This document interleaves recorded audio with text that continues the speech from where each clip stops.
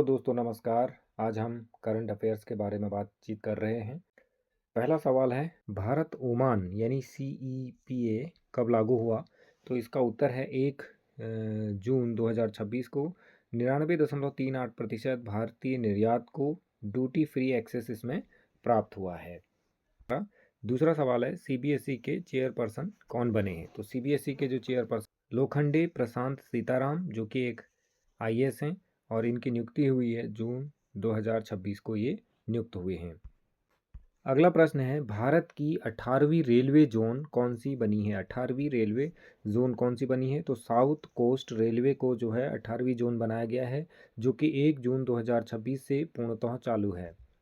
अगला प्रश्न है, 39वें राष्ट्रीय खेलों की मेजबानी किस राज्य को मिली है? तो ये राज्य को मिली है मेघालय को। मेघालय को 39वें राष्ट्रीय खेलों की मेजबानी मिली है, जिन्हों के होस्ट स्टेट एग्रीमेंट पर साइन किया है। इससे पहले 38वें राष्ट्रीय खेल हुए थे। तो 38वें राष्ट्रीय खेल कहाँ हुए थे? ये हुए थे उत्तराखंड में। कहाँ हुए थे?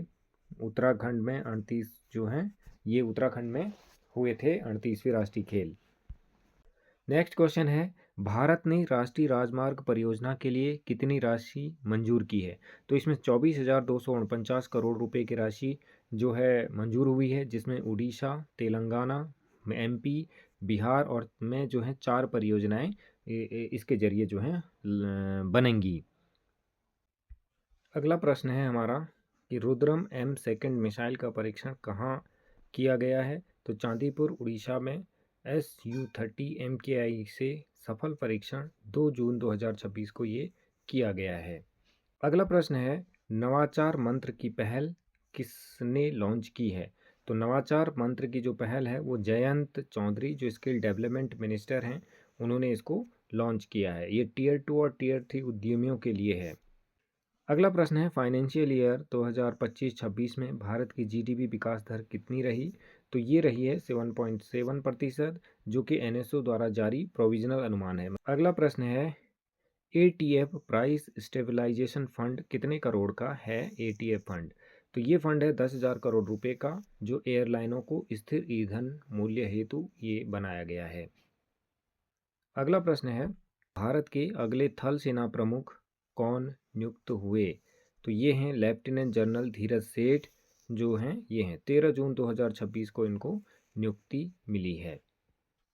अगला प्रश्न है, अमेरिका ईरान के बीच किस विषय पर डील हुई है? तो अमेरिका ईरान के बीच एक ही चीज़ है, स्ट्रेट ऑफ हॉर्मुज खोलने पर समझौता हुआ है। इसकी घोषणा जो है ट्रंप ने की है। अगला प्रश्न है, फीफा वर्ल्ड कप 2026 का उद्घाटन मैच कहाँ हुआ था? तो ये उद्घाटन मैच हुआ था मैक्सिको सिटी स्टेडियम में। 11 जून 2026 से ये वर्ल्ड कप जो है शुरू हुआ है। अगला प्रश्न है कि फीफा वर्ल्ड कप में जापान का पहला मैच किसके साथ हुआ था? तो जापान का जो पहला मैच हुआ था नीदरलैंड से हुआ था, जिसमें जापान ने 2-2 से ड्रॉ खेला था।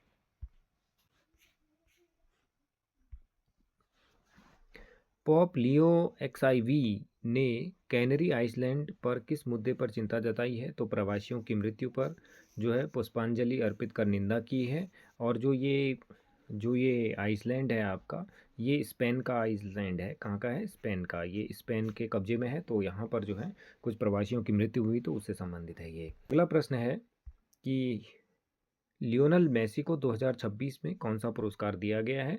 तो प्रिंसेस ऑफ एस्टूरियास अवार्ड से सम्मानित किया गया है। स्पोर्ट्स के लिए दिया जाता है, और इनको जो है स्पेन में ये सम्मान दिया गया है।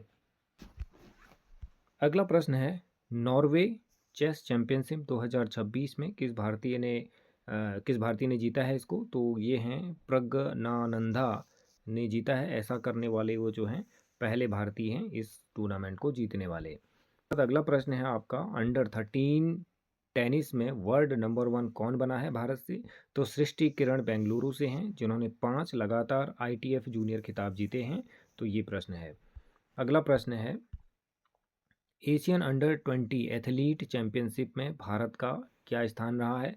तो भारत का रहा है दूसरा स्थान, जिन्होंने 19 पदक जो हैं जीते हैं, और सर्वश्रेष्ठ विदेशी प्रदर्शन भारत का रहा है। इसमें 19 पदक इन्होंने जीते हैं।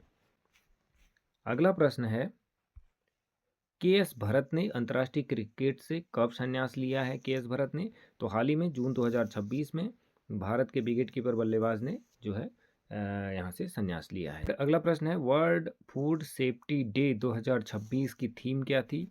तो इसकी थीम थी फ्रॉम बर्डन टू सॉल्यूशन। 7 जून को ये मनाया गया था।